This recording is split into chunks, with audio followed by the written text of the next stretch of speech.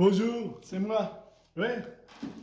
Ah, c'est mon beau-frère qui m'a donné ma casquette. Là, j'aime bien parce elle couvre moi, regardez, jusqu'aux oreilles, elle couvre la tête, jusque là même derrière. Oui, elle est bien la casquette. Ah, ouais.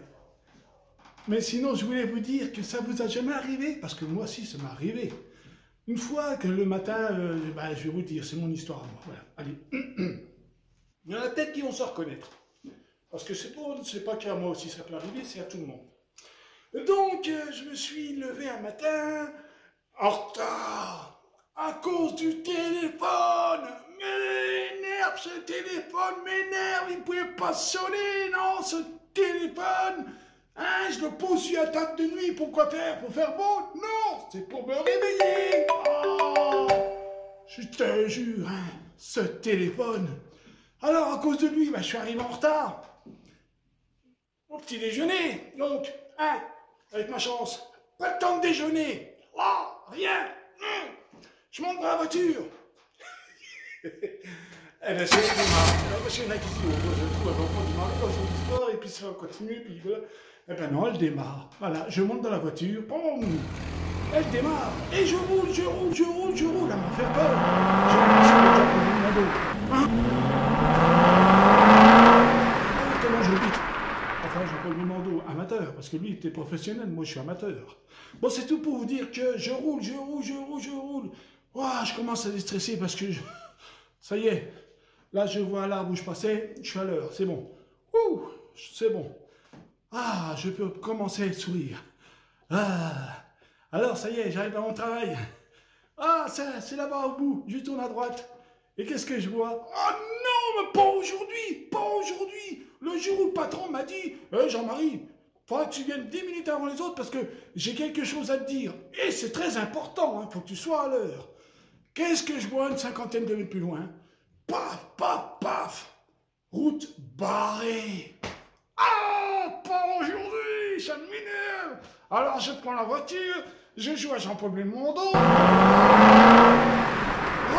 Je fais le demi-tour, je prends l'autoroute, je me dépêche. Hop, je traverse, je prends mon cartable, je prends tous les dossiers sous le bras, je cours, et j'arrive à l'heure pour travailler. Je dis au patron, bonjour. On met tous nos efforts pour nous énerver après un téléphone. Un téléphone! Ce truc, machin, là, qu'on porte sur la tête de nez pour nous réveiller, qui dort, lui, et il nous laisse dormir aussi. C'est pas son but, normalement, c'est de debout, les gars. Allez, debout, les gars, réveillez-vous, il va falloir en mettre un coup. Ah, ben lui, non. Il préfère dormir. Bah non, c'est pas ça.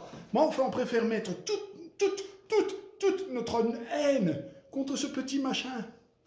Comme si, par lui-même, il avait l'intelligence de dire « Ah, au fait, faudrait que je lui envoie un petit message, parce qu'il ne me reste plus que 1% d'autonomie. Après, je me coupe. Et si je ne le fais pas, oh, qu'est-ce que je vais en prendre plein mon écran? Wow. Mais non, il sait pas, lui. On le branche pas. Lui, il s'en fiche. Hop, je coupe, et voilà, bonne nuit. Et voilà. C'est comme les gens, souvent. Vous aussi, vous avez entendu dire, parce que moi aussi.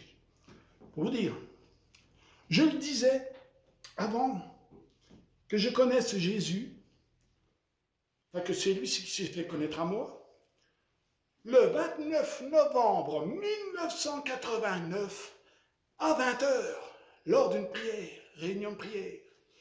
Ouh, ça date, hein. Oh, c'était pas d'aujourd'hui, hein.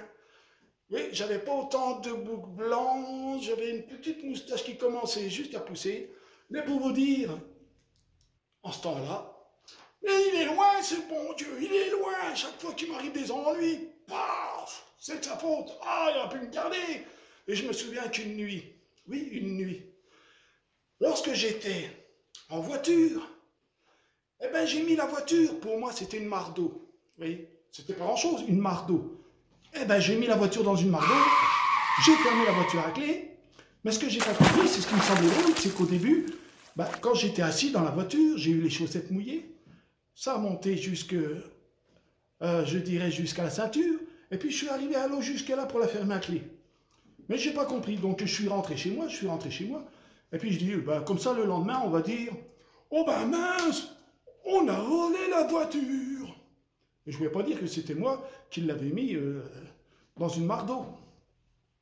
Et donc, le lendemain, convoqué à la gendarmerie, parce qu'ils ont vu par hélicoptère que la voiture tournait avec les gyrophares sous l'eau. Et lorsqu'ils m'ont montré l'endroit, j'aurais pu me noyer, vous vous rendez compte? Mais Dieu, lui, il savait qu'est-ce qui allait m'arriver. Et il m'a gardé. Alors que moi, je dis, si Dieu était là, ben, je n'aurais pas mis la voiture ici. Ah, je serais rentré. Ah, j'en veux, j'en veux, j'en veux. Vous voyez, c'est comme ça. Alors qu'à l'heure d'aujourd'hui, eh ben, les gens ne sont pas contents. Mais c'est que comme certains chrétiens, oh, tout ce qui m'arrive, de toute façon, c'est de sa faute à lui. Ouais, parce que, de toute façon, Dieu, il est grand, d'accord? Mais il est loin, il n'entend pas. Et, eh ben, je vais vous raconter une histoire. Et là, c'est vrai. Là, maintenant, c'est plus le clown qui va vous raconter l'histoire. C'est Jean-Marie. L'histoire, c'est d'un petit pot, d'une petite fleur. Et je vais vous expliquer, avec mes simples mots, mais je vais vous l'expliquer. Un jour, mon épouse, qui est ma tendre aimée, à moitié, qui est pour moi quelqu'un de grand, à qui elle compte vraiment pour moi. Donc, elle avait une petite fleur qu'on lui a offert dans un petit pot. Et la petite fleur, elle a fait, avec ses efforts, une petite tige. Et au bout de la petite tige, une toute petite fleur jaune. Puis, quelques jours après, mon épouse ne manquait pas l'arroser. La tige, elle a fondu. La fleur a fané. Et la fleur, par elle-même, les feuilles commençaient même à montrer du désespoir, à montrer qu'elle allait mourir. Alors mon épouse, la prenant tout doucement, l'enleva du petit pot, posa le petit pot, prenant un plus grand pot, metta du terreau, hop, elle l'a posé, elle l'a recouvert de ses racines du terreau, elle l'a arrosé, et le lendemain, la petite fleur, elle a fait une troisième feuille, parce qu'elle pouvait s'épanouir, alors que dans le petit pot, elle ne pouvait pas s'épanouir. C'est comme le chrétien, quand il a un petit cœur, eh bien, il ne peut pas s'épanouir. Mais imaginez que le grand pot, ce soit le nouveau cœur que Dieu vous donne. Voilà. Là, il vous met dans un grand cœur. Là, vous pouvez vous épanouir. Et là, vous ne dites plus, mais Dieu, il est loin. Oh non, vous dites, merci Seigneur de ce que tu es tout près, de ce que je suis heureux. Oui, c'est comme moi. Dieu, pour moi, c'est mon Père. Parce que j'ai eu un Père céleste un jour. Il était très sévère. Il ne savait même pas mon prénom, pour vous dire. Alors que là-haut, on dit là-haut, mais pour moi, il est là. Il vit en moi. Il est à mes côtés chaque jour. Il sait comment je m'appelle. Il me connaît. Et moi, j'apprends à le connaître. Parce qu'il est tellement amour, il est tellement merveilleux, il est tellement grand. Et je lui parle tous les jours. Et lui aussi, il me parle. Tantôt par la pensée, tantôt par ce que le pasteur dit. Souvent, c'est par la Bible. Et même des fois, il parle au travers de mon épouse. Oui, moi je vous le dis. Faites de Dieu votre ami. Et vous verrez que votre vie va vraiment changer.